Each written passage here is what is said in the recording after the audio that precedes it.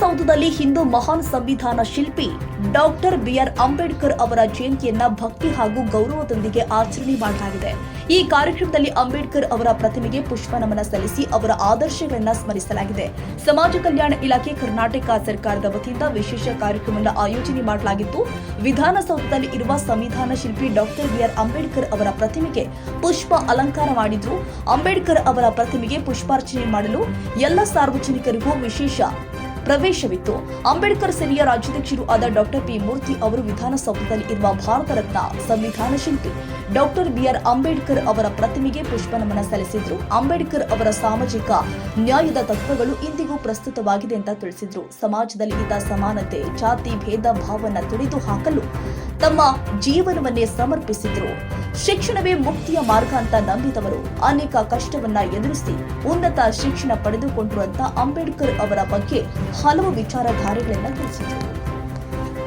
1935 ಕೂಡ ಈ ನಾನ್ ಬ್ರಾಹ್ಮಣ್ಸ್ ಏನಿದ್ದಾರೆ ಇವ್ರು ಯಾರಿಗೂ ಕೂಡ ಓಟ್ ಹಾಕೋ ಅಧಿಕಾರ ಇರಲಿಲ್ಲ. ಓಟ್ನ ಅಧಿಕಾರ ಯಾರಿಗಿತ್ತು ಮಹಾರಾಜರ ಕಾಲದಲ್ಲಿ ಅಂದರೆ ಒಂದು ಬ್ರಾಹ್ಮಣರಿಗಿತ್ತು, ಕ್ಷತ್ರಿಯರಿಗಿತ್ತು, ವೈಶ್ಯರಿಗಿತ್ತು, ಇನ್ಕಮ್ ಟ್ಯಾಕ್ಸ್ ಕಟ್ಟೋರಿಗಿತ್ತು, ಡಿಗ್ರಿ ಓದಿರೋರಿಗಿತ್ತು, 25 ಎಕರೆ ಭೂಮಿ ಇರೋರಿಗಿತ್ತು.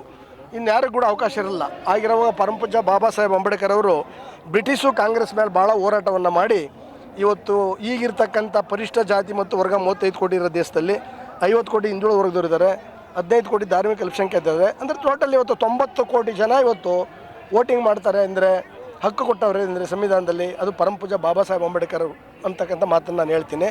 ಆಮೇಲೆ ಅಂಬೇಡ್ಕರ್ ಈ ದೇಶದಲ್ಲಿ ಒಂದು ಮಾತು ಹೇಳವ್ರೆ, ಬರೀ ಅಂಬೇಡ್ಕರ್ಗೆ ಜೈ, ಜೈ ಭೀಮ್ಗೆ ಜೈ ಅಂತೇಳಿ ಕಾಂಗ್ರೆಸ್ಸು BJP ಓಟ್ ಕೊಡೋದ್ರಿಂದ ಅಂಬೇಡ್ಕರ್ ವಾದಿಗಳಾಗಕ್ಕೆ ಸಾಧ್ಯವಿಲ್ಲ. ನಾವು ಅಂಬೇಡ್ಕರ್ ಹೇಳಿರೋದು ಈ ದೇಶವನ್ನು ನೀವು ಆಳಬೇಕು, ಈ ರಾಜ್ಯವನ್ನು ನೀವು ಆಳಬೇಕು. ಈ ಅಶೋಕ ಚಕ್ರವರ್ತಿ ನಿಮ್ಮ ತಾತ, ಬುದ್ಧ ನಿಮ್ಮ ತಾತ, ನೀವು ಅಧಿಕಾರವನ್ನು ಕಳ್ಕೊಂಡಿದ್ದೀರ. ಇದು ಪ್ರಜಾಪ್ರಭುತ್ವದಲ್ಲಿ ಓಟ್ ಹಕ್ಕನ್ನು ನಾನು ಕೊಡಿಸಿದ್ದೀನಿ. ಆ ಓಟನ್ನು ಮಾರಾಟ ಮಾಡ್ದಂಗೆ ಎಲ್ಲ ರಾಜ್ಯದಲ್ಲೂ ರಾಷ್ಟ್ರದಲ್ಲೂ ಸರ್ಕಾರಗಳನ್ನ ಸ್ವಂತ ನೀವು ಮಾಡಬೇಕು, ಓಟನ್ನು ಮಾರಾಟ ಮಾಡಬಾರ್ದು ಅಂತ ಹೇಳಿದ್ದಾರೆ. ಹಾಗಾಗಿ ನಾವು ಸಾವಿರಾರು ಲಕ್ಷಾಂತರ ಸಂಘಗಳನ್ನು ಮಾಡಿಕೊಂಡು ಜೈ ಭೀಮ್ ಹೇಳ್ಕೊಂಡು ಚುನಾವಣೆ ಬಂದ ಟೈಮಲ್ಲಿ ಕಾಂಗ್ರೆಸ್ಸು BJP ಓಟ್ ಹಾಕ್ಸೋದ್ರಿಂದ ಇಲ್ಲಿ ಯಾವುದೇ ಸೋಷಿಯಲ್ ಸಮುದಾಯದ ಸಮಸ್ಯೆಗಳು ಬಗೆಹರಿಯಲ್ಲ. ನಾವು ನಿಜವಾದ ಅಂಬೇಡ್ಕರ್ ಹೆಸರು ಹೇಳಂಗಿದ್ರೆ, ಅಂಬೇಡ್ಕರ್ ಫೋಟೋ ಹಾಕಂಗಿದ್ರೆ, ಅಂಬೇಡ್ಕರ್ ಹೇಳಿದ ರಾಜಕೀಯದ ಹೋರಾಟವನ್ನು ನಾವು ಮಾಡಿ ರಾಜಕೀಯದ ಅಧಿಕಾರ ಹಿಡಿದಾಗ ಮಾತ್ರ ಸಂವಿಧಾನ ಜಾರಿ ಆಗ್ತದೆ. ಈ ಕಾಂಗ್ರೆಸ್ಸು BJP ಸಂವಿಧಾನ ಜಾರಿ ಮಾಡಲ್ಲ. ಸ್ವಾತಂತ್ರ್ಯ ಬಂದು 79 ವರ್ಷ ಆದರೂ ಕೂಡ ಒಂದು ಗಂಟೆ ಕನಿಷ್ಠ ದೇಶದಲ್ಲಿ 20 ಕೊಲೆಗಳಾಗ್ತವೆ, 20 ಅತ್ಯಾಚಾರಗಳಾಗ್ತವೆ, 100 ಮನೆಗಳನ್ನ ಸುಟ್ಟಾಗ್ತಾ ಇದ್ದಾರೆ ಇವತ್ತು ಕೂಡ. ಅದರಲ್ಲೂ ಕೂಡ ಇವತ್ತು ಉತ್ತರ ಭಾರತದಲ್ಲಿ ಬಿಹಾರ ಮತ್ತು ಉತ್ತರ ಪ್ರದೇಶ ಬಿಟ್ಟರೆ ಕರ್ನಾಟಕ ನಂಬರ್ 1 ಅಟ್ರಾಸಿಟಿ ಇದೆ ಇವತ್ತು.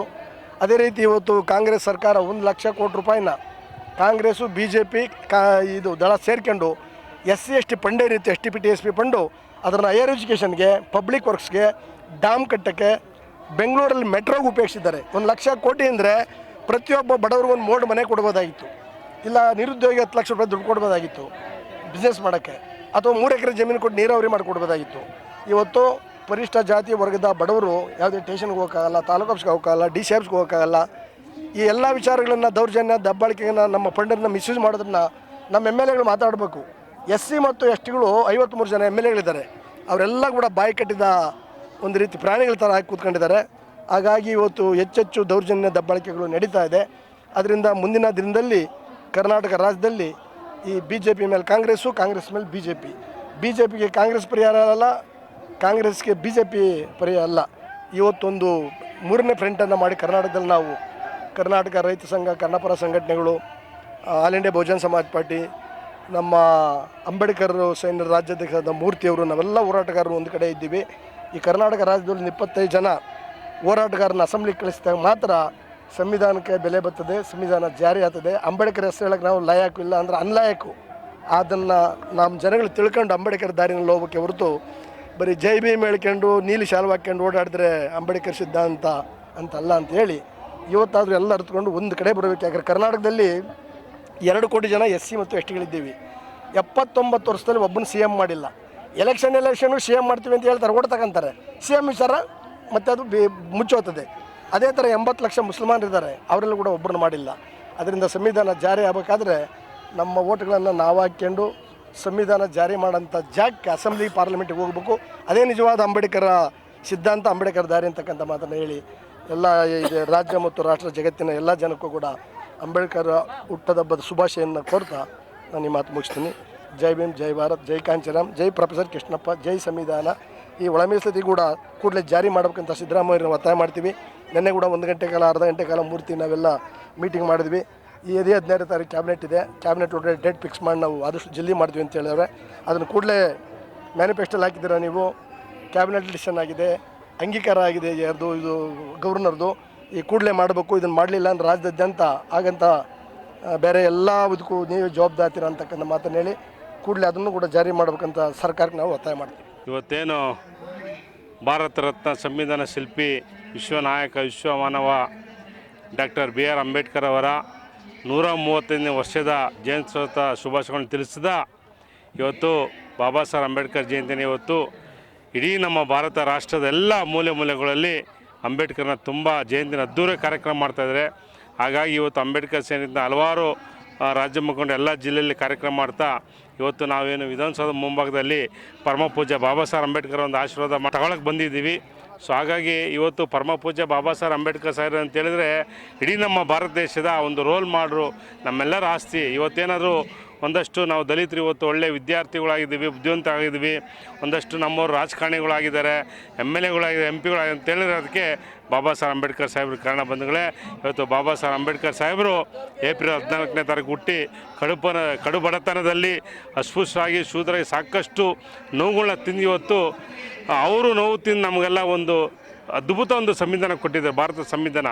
ಇವತ್ತು ಭಾರತ ಸಂವಿಧಾನ ಬಾಬಾ ಸಾಹೇಬ್ ಅಂಬೇಡ್ಕರ್ ಸಾಹೇಬ್ ಹೇಳಿದ್ರೆ ಬರೀ ಭಾರತಕ್ಕೆ ಸೀಮಿತ ಅಲ್ಲ. ಇವತ್ತು ಲಂಡನ್ ಆಗಿರ್ಬೋದು, ಜಪಾನ್ ಆಗಿರ್ಬೋದು, ಅಮೇರಿಕ ಇರ್ಬೋದು, ಬಾಬಾ ಸಾಹೇಬ್ ಅಂಬೇಡ್ಕರ್ ಒಂದು ಸ್ಟ್ಯಾಚುನ ಇಟ್ಟು ಅಲ್ಲಿ ಪೂಜೆ ಮಾಡ್ತಾರೆ. ಇವತ್ತು ಅಮೇರಿಕ ಘೋಷಣೆ ಮಾಡಿದೆ ಬಾಬಾ ಸಾಹೇಬ್ ಅಂಬೇಡ್ಕರ್ ಜಯಂತಿ ಸಮಾನತೆ ದಿನ ಅಂತ ಘೋಷಣೆ ಮಾಡಿದೆ.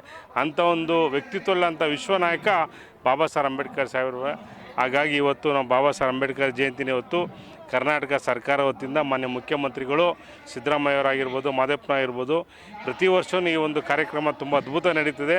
ಜೊತೆಗೆ ಇವತ್ತು ಅಂಬೇಡ್ಕರ್ ಸೇನೆ ಅಂತ ಏನು ನಮ್ಮ ನ್ಯಾಯಂಡೇಡಿ ಭಾಗದಲ್ಲಿ ಅಂಬೇಡ್ಕರ್ ಜಯಂತಿ ಅದ್ದೂರಿ ಕಾರ್ಯಕ್ರಮ ಸಂಜೆ ನಾವು ಆಯೋಜನೆ ಮಾಡ್ತಾಯಿದ್ವಿ. ಹಾಗಾಗಿ ಎಲ್ಲ ನನ್ನ ಭೀಮ ಬಂಧು ಅಣ್ಣ ತಮ್ಮದರಿಗೆ ನಾನು ಬಾಬಾ ಸಾಹೇಬ್ ಅಂಬೇಡ್ಕರ್ ಸಾಹೇಬರ ಒಂದು ಜಯಂತಿನ ತಿಳಿಸೋಕ್ಕೆ ಇಷ್ಟಪಡ್ತೇನೆ. ಅದೇ ರೀತಿ ನಮ್ಮ ಜೊತೆಯಲ್ಲಿ ನಮ್ಮ ಜೈ ಭೀಮ್ ಅಂಬೇಡ್ಕರ್ ಸೇನೆ ರಾಜೇಶ್ P. ಚೆಲುವರಾಜ್ ಅವರಿದ್ದಾರೆ, ಪ್ರೇಮ್ ಅವರಿದ್ದಾರೆ, ನಮ್ಮ ಅಂಬೇಡ್ಕರ್ ಸೇನೆ ಜಿಲ್ಲಾ ಸಾಗರ್ ಅವರಿದ್ದಾರೆ, ಎಲ್ಲ ಶಿವರು, ಎಲ್ಲ ರಾಜ್ಯ ಮುಖಂಡರು ಇವತ್ತು ಬಂದಿದ್ದೀವಿ. ಹಾಗಾಗಿ ಈ ಒಂದು ಹಬ್ಬ, ಯಾಕಂದರೆ ಅಂಬೇಡ್ಕರ್ ಹುಟ್ಟಿರೋದೇ ನಮ್ಮೆಲ್ಲರ ಪುಣ್ಯ. ಅಂಬೇಡ್ಕರ್ ಬಹುಶಃ ಹುಟ್ಟಿಲ್ಲ ಅಂತ ಹೇಳಿದ್ರೆ ನಾವೆಲ್ಲ ಈ ಒಂದು ಸ್ಥಾನದಲ್ಲಿ ನಿಲ್ಲಕ್ಕೆ ಸಾಧ್ಯನಲ್ಲ. ಹಾಗಾಗಿ ಜೊತೆ ಒಂದು ಅರ್ಥ ಮಾಡ್ಕೋಬೇಕು, ಇವತ್ತು ಬಾಬಾ ಸಾಹೇಬ್ ಅಂಬೇಡ್ಕರ್ ಸಾಹೇಬ್ ಯಾವುದೋ ಒಂದು ಜಾತಿಗೆ ಸೀಮಿತ ಇಲ್ಲ. ಈ ಭಾರತ ದೇಶದ 140 ಕೋಟಿ ಜನರಿಗೂ ಸಮಾನತೆ ಸಂವಿಧಾನ ಹಕ್ಕುಗಳನ್ನ ಕೊಟ್ಟಿರೋಂಥ ಬಾಬಾ ಸಾಹೇಬ್ ಅಂಬೇಡ್ಕರ್ ಸಾಹೇಬರು. ಹಾಗಾಗಿ ಇವತ್ತು ಎಲ್ಲೋ ಒಂದು ಕಡೆ ನಾವು ಅಂಬೇಡ್ಕರ್ನ ಒಂದು ಜಾತಿ ತಳ್ಳೋದು ಬೇಡ, ಆಯಿತಾ. ಇವತ್ತು ಬಾಬಾ ಸಾಹೇಬ್ ಅಂಬೇಡ್ಕರ್ ಸಾಹೇಬ್ ಒಂದು ಶಕ್ತಿ. ಇವತ್ತು ರೈಲ್ವೆ ಸ್ಟೇಷನ್ ಟೀಮ್ ಅಂತ ಒಬ್ಬ ಸಾಮಾನ್ಯ ಹುಡುಗ ನಮ್ಮ ದೇಶದ ಪ್ರಧಾನಮಂತ್ರಿ ಆಗ್ತಾರೆ ನರೇಂದ್ರ ಮೋದಿ ಅಂತೇಳಿ ಅದಕ್ಕೆ ಕಾರಣ ಬಾಬಾ ಸಾಹೇಬ್ ಅಂಬೇಡ್ಕರ್ ಸಾಹೇಬರು ಬಂಧುಗಳೇ. ಹಾಗಾಗಿ ಇವತ್ತು ಬಾಬಾ ಸಾಹೇಬ್ ಅಂಬೇಡ್ಕರ್ ಸಾಹೇಬ್ರ ಜಯಂತಿನ ಇವತ್ತು ಎಲ್ಲ ರಾಷ್ಟ್ರ ರಾಜ್ಯದಂಥ ಇಂಟರ್ನ್ಯಾಷನಲ್ ಲೆವೆಲಲ್ಲಿ ಈ ಒಂದು ಕಾರ್ಯಕ್ರಮ ಮಾಡ್ತಾರೆ. ನಿಜವಾಗ್ಲೂ ಒಳ್ಳೆಯದಾಗಲಿ. ಇವತ್ತು ಬಾಬಾ ಸಾಹೇಬ್ ಅಂಬೇಡ್ಕರ್ ಸಾಹೇಬ್ 135 ವರ್ಷದ ಜಯಂತಿ ಇವತ್ತು ಎಲ್ಲ ಕಡೆ ಅದ್ದೂರಿ ನಡೀತದೆ. ಅವರ ಒಂದು ಆಶೀರ್ವಾದ ಎಲ್ಲ ಭಾರತ ದೇಶದ ಎಲ್ಲ ಜನತೆ ಮೇಲೆ ಇರಲಿ ಅಂತ ಹೇಳೋಕ್ಕೆ ನಾನು ಇಷ್ಟಪಡ್ತೀನಿ. ಒಳ್ಳೆಯದಲ್ಲಿ ಜೈ ಭೀಮ್, ಜೈ ಅಂಬೇಡ್ಕರ್.